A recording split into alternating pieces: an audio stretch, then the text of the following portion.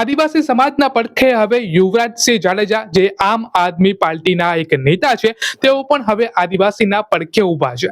હાલ એક સભા દરમિયાન તેઓ ચેતર વસાવાને સ્ટેજ ઉપરથી યાદ કર્યા અને આદિવાસીના મુદ્દાની જો આપણે વાત કરીએ તો હાલ અત્યારે આદિવાસી અને વન કર્મચારીઓ વચ્ચે અનેક સમયથી આપણે જોઈએ છે જેમ કે અનેક ઘર્ષણો ચાલે છે. પહેલા ચેતર વસાવા ઉપર પણ આવું થયું હતું. હાલ તેઓ આ કેસની અંદર જેલની અંદર છે, પરંતુ મનસુખ વસાવા પણ હવે આદિવાસીના પડખે ઊભા છે અને યુવરાજસિંહ જાડેજા પણ અત્યારે આવે છે. હવે સમજવા જેવી વાત એ છે કે યુવરાજસિંહ જાડેજા જ્યારે કોઈ પણ મુદ્દાને ઉપાડે ત્યારે તેમની પાસે અનેક પુરાવા હોય છે. જેમ કે દૂધનો મુદ્દો જે હતો તેની પાસે તેઓએ પુરાવા હતા. પ્રેસ કોન્ફરન્સ જ્યારે કરે ત્યારે તેઓ પુરાવા સામે રાખે. એના પછી પરીક્ષાના અનેક કૌભાંડ થયા, તેમાં પણ તેમની પાસે પુરાવા હતા.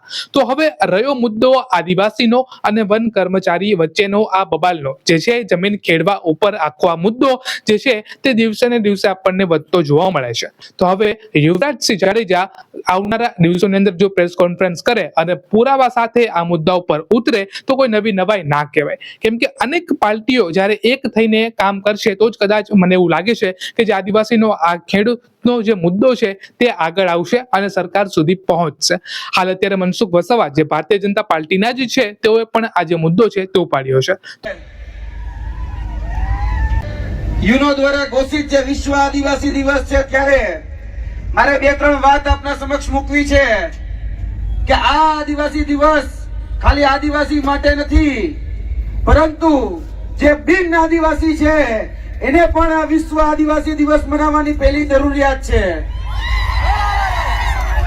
કેમ કે આ પ્રકૃતિ, આ જળ, આ જંગલ, આ જમીનનું જો કોઈ રક્ષણ કર્યું હોય અત્યાર સુધી, આ પ્રકૃતિનું કોઈ જો રક્ષણ કર્યું હોય તો એ આદિવાસી સમાજે કર્યું છે અને એના જ કારણે આજે બિન આદિવાસી જીવી રહ્યા છે. આજે કહેતા દુઃખ થાય છે કે આપણે આ વિશ્વ આદિવાસી દિવસ મનાવીએ છીએ, પરંતુ આ નેતાઓ ક્યાં છે કે જે દર વખતે પોતાના દાયકાઓ કરતા હતા, આજ વખતે એક પણ સરકારી કાર્યક્રમ આજે વિશ્વ આદિવાસી દિવસના નામે એક પણ સરકારના આગેવાન કે એક પણ મંત્રી કે એક પણ નેતા કોઈ જગ્યાએ આજે આંદોલનમાં કે કોઈ જગ્યાએ આજે વિશ્વ આદિવાસી દિવસ મનાવવા માટે નથી આવ્યા. આજે દુઃખ છે કે છેલ્લા ઘણા સમયથી જે વ્યક્તિ આપણા હક, અધિકાર, ન્યાય, વિદ્યાર્થીઓની સ્કોલરશીપ હોય, યુવાનોની રોજગારી હોય કે જેના માટે સતત ઝઝૂમતો હતો એ ચેતર વસાવા આજે જેલમાં છે.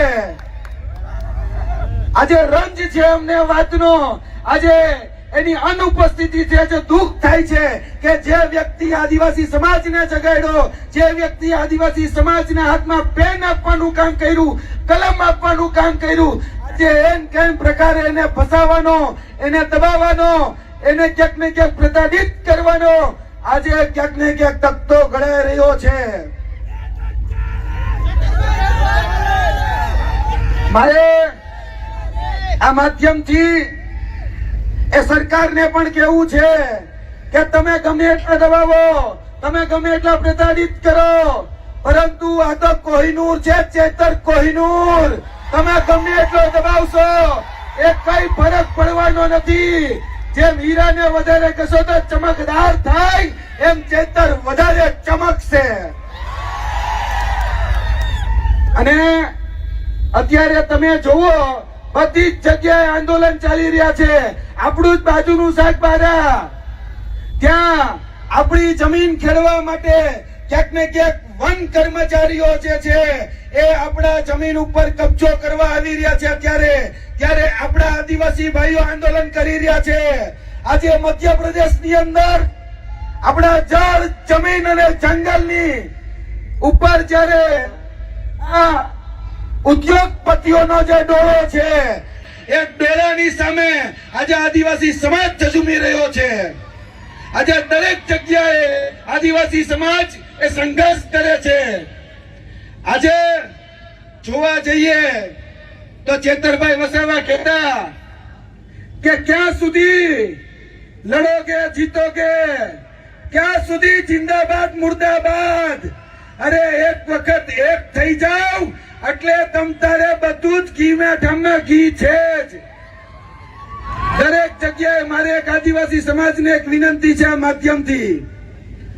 રોજ ઉઠીને હું જોઉં છું કે આદિવાસી સમાજની અંદર એક નવું સંગઠન બને, એક નવી સેના બને. અરે ભાઈ, રોજ નવા સંગઠનોની કે સેનાની જરૂર નથી. એક દિવસ એવો લાવો કે તમારી એકતા ત્યાં સીએમ તમારો હોય.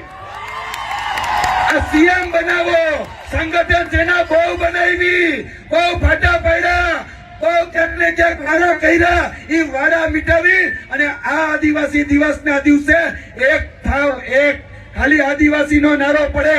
કોઈ પક્ષ નહીં, કોઈ પંથ નહીં, કોઈ જાતિ નહીં, કોઈ જ્ઞાતિ નહીં. આદિવાસી એટલે બધા જ એક જગ્યાએ એક નેજાની હેઠળ ભેગા થાય તે દિવસે આદિવાસી સમાજનો સીએમ આ ગુજરાતની ગાદી ઉપર હશે. ત્યારે કોઈ હેરાન પરેશાન નહીં કરી શકે. આ જળ, જમીન, જંગલ નું જે રક્ષણ કરવા માટે ક્યાંક ને ક્યાંક યુનોની અંદર જે દિવસે જે ચિંતન થયા, મનન થયા, મંથન થયા, ત્યારે યુનોએ જાહેરાત કરી કે ભાઈ આદિવાસી સમાજ અત્યાર સુધી આ જળ, જમીન અને જંગલ એ સાચવીને રાખ્યું છે. આપણે વિશ્વ આદિવાસી દિવસ મનાવીશું. આજે વિશ્વ આદિવાસી દિવસ 9 સપ્ટેમ્બર ના રોજ, ઓગસ્ટ ના રોજ મનાય છે, એમાં ના નથી. પરંતુ જેના કારણે આ જળ, જમીન અને જંગલ સચવાયેલું છે એ પોતાના હક, અધિકાર અને ન્યાયથી વંચિત છે. આજના દિવસે પણ એ પાછલી હરોળમાં છે. મિત્રો, ભેગા મળીને ચાલો લડાઈ લડીએ, એક સાથે લડાઈ લડીએ. તમારું કામ પણ રક્ષણ કરવાનું છે અને હું તો જાતે ક્ષત્રિય છું, તો ક્ષત્રિયનું કામ પણ રક્ષણ કરવાનું જ છે. કે રક્ષયતિ ક્ષત્રિય અને ચેતર, તો ચેતર માટે તો હંમેશા હું કહું છું કે ચૈતર ચૂકે નહીં અને જાડેજો ઝૂકે નહીં.